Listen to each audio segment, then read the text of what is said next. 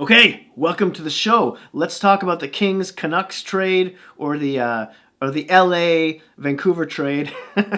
Let's talk about the Tyler Toffoli trade. How about that? Starting with some of his numbers here. Now he's 6 foot. He's 197 pounds. He plays both wings, but he is a right shot. He's 27 years old. He's making $4.6 million this season. He'll be a UFA after this. So that's important to note. When it comes to this season so far, in 58 games, he says he's had 18 goals, 34 points, and a -4 on an LA team, which is near the bottom of the league. So it looks like he's somewhat defensively responsible looking at his numbers here.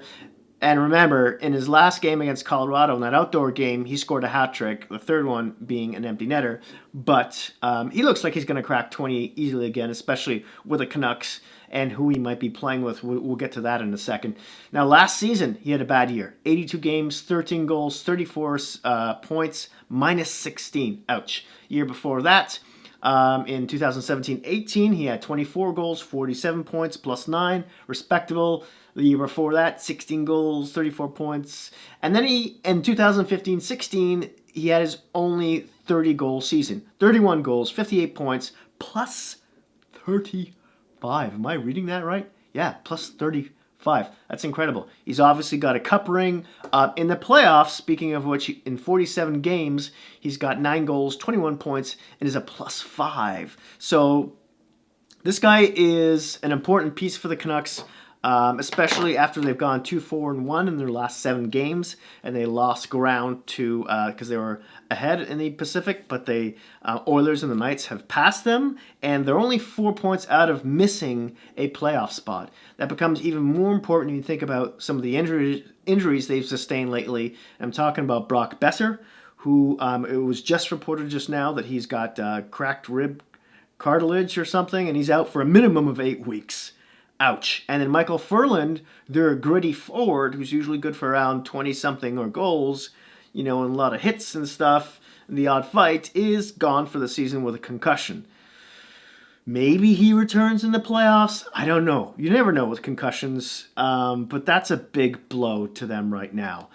Now, after going all in last year and trading their first-round pick for JT Miller, who's been arguably one of the best top 3 Canucks in the lineup, ownership is definitely breathing down his neck to get back into the show. And so with them sliding out now, they had to do something. And one might argue they overpaid a little bit for Tyler Toffoli, but he'll definitely help. I mean, they replaced Brock Besser on their first power play unit with Brandon Sutter.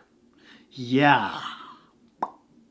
So he's going to step in right away there, I'm assuming, amongst other things. But when Besser does come back, you would think he, on a regular lineup, would slot in beside Horvat and Pearson. Pearson being his former teammate, by the way, in LA. They've been best friends for a long time. Blah, blah, blah, blah. They've got great chemistry together.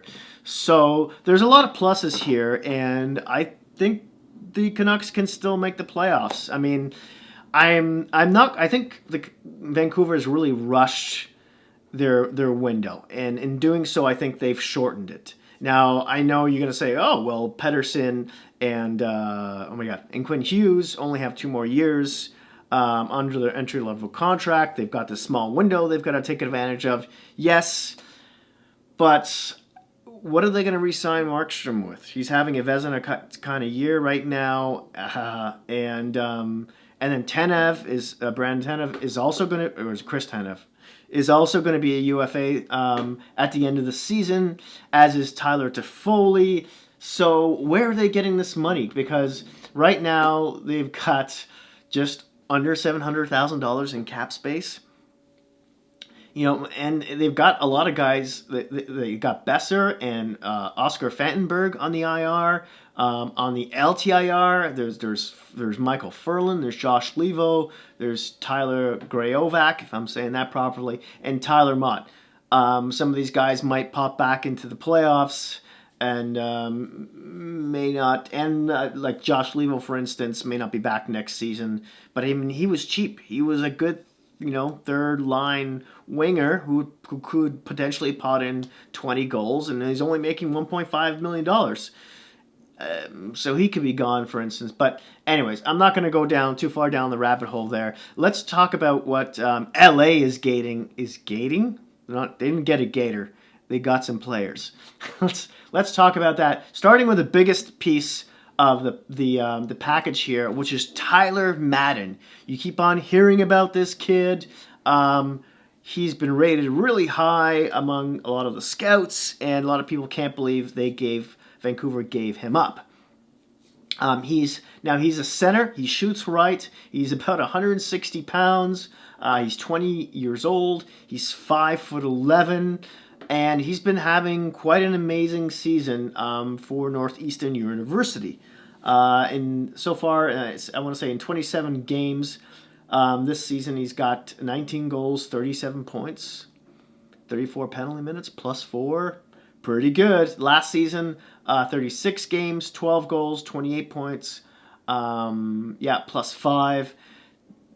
In the USHL, he played for a couple of different teams, and he did really well there too. This is a good player, and if he's not a center, he's definitely a winger too. Don't forget that. And it's hard. Besides right shot defensemen, centers are kind of hard to come by. Vancouver might argue that he doesn't crack the top 5 on their prospect list, right? Because we're talking Vasily Podolskin. I'm going to butcher all these names, by the way. Then there's Niels Höglander. There's Olli Juvola, a defenseman. There's Cole Lind, and there's Mike DiPietro, another goalie. So wouldn't say he doesn't crack that top 5, but maybe to him, and was he going to crack the lineup with Pettersson, Horvat, and even Gaudette down the middle in the next 5, give or take 5 or so years? I don't know. So he became expendable, right?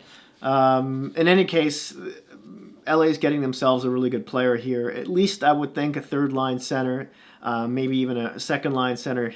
And then they also got Tim Schaller, which is, not to sound rude, I'm sure he's a great person, but he's kind of a throwaway here. He plays left wing. He's 6'2", 204 pounds. He's 29 years old, shoots left. This was the end of his contract. He's making, what is he making this season? $1.9 million. He'll be a UFA. So it's basically to make the numbers kind of work out. He's played for Vancouver, Boston, and Buffalo in his career. His best season was... no, that's the AHL. His best season was with Boston in 2016-17 when he had 12 goals and 22 points. So, yeah. And then they also gave up a second-round pick in 2020. So I don't think they have a first or a second now, if I'm not mistaken. I should double check that in a second. And then they also gave up and there's also a conditional 4th in the deal if the Canucks happen to re-sign Tyler Toffoli. They will get a 4th-round pick in 2022. So there's that. So this is a pretty good grab for LA. Who wins the deal? Maybe I'll give the slight edge to LA, but this is what the Canucks needed badly, even if he's only for one season. Again, are they going to win the cup with a rental? Right? Isn't that why you get rentals, to win the cup? I'm not going to get back into that conversation, but I don't see Vancouver getting into the Western Conference Final. I don't see it. If Markstrom stands on his head and, Besser comes back and everyone's a go, maybe. But anyways, only time will tell. That's it. That's all I have to talk about. I feel like I ran through that very quickly, but I haven't because it's already a 9-minute video. Overly. So let's just end it right here. Thank you so much for watching. As always, I'd love to hear your opinion about this trade down in the comments section down below. Vancouver fans, where do you think he's going to play? Do you think Vancouver won this trade? LA fans, how do you like what you got? Thanks so much. Thanks for watching. Hit like if you like this video. Smash that subscribe button if you haven't already. And hey, if you happen to have any Hockey Geek friends, please don't feel shy about sharing. Thanks, phone, for making that big noise. That's a text, by the way. And on that note, bye-bye.